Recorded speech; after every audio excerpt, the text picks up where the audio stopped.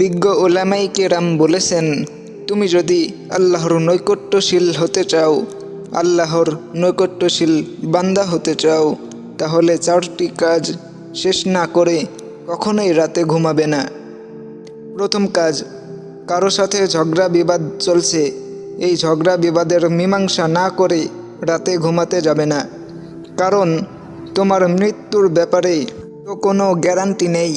এই ঝগড়া বিবাদের মীমাংসা না করা অবস্থায় যদি রাতে তোমার মৃত্যু হয় আর বিবাদী ব্যক্তি যদি কিয়ামতের দিন তোমার বিরুদ্ধে আল্লাহর কাছে বিচার দায়ের করে, সেই সময় তুমি কি করবে?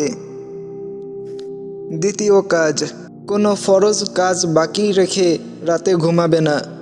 আল্লাহ তাআলা তোমার ওপর যে কাজগুলোকে ফরজ করেছেন সেগুলো আদায় না করে রাতে ঘুমাবে না।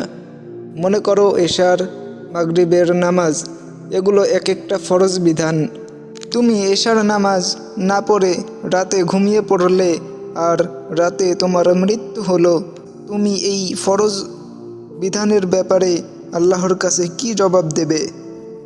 তৃতীয় কাজ, গুনাহ থেকে তওবা না করে রাতে ঘুমাবে না। মনে করো তুমি দিনের বেলায় কোনো গুনাহ করেছো আর রাতে তওবা ছাড়া ঘুমিয়ে পড়লে, আর মালাকুল মাউত যদি রাতের বেলায় তোমার কাছে চলে আসে, রাতে যদি তোমার মৃত্যুর সময় হয়ে যায়, তাহলে যতই চেষ্টা করো তওবা করার আর কোনো সুযোগ থাকবে না। তাই তওবা করে অবশ্যই ঘুমাবে। চতুর্থ কাজ, ঘুমানোর পূর্বে উত্তম একটি ওসিয়ত না লিখে ঘুমাবে না। কারণ তোমার মৃত্যুর তো কোনো নিশ্চয়তা নেই। রাতের বেলায় যদি তুমি মৃত্যুবরণ করো, তাহলে ওসিয়ত করার আর কোনো সুযোগ থাকবে না। তাই ওসিয়ত করার আর কোনো সুযোগ পাবে না। সুতরাং মৃত্যুকে সুনিশ্চিত মনে করে, মৃত্যুকে নিকটবর্তী মনে করে এই 4টি কাজ করে তারপরে রাতে ঘুমাবে। তুমি যদি এই 4টি কাজ করতে পারো, তাহলে তুমি আল্লাহর নৈকট্যশীল হতে পারবে।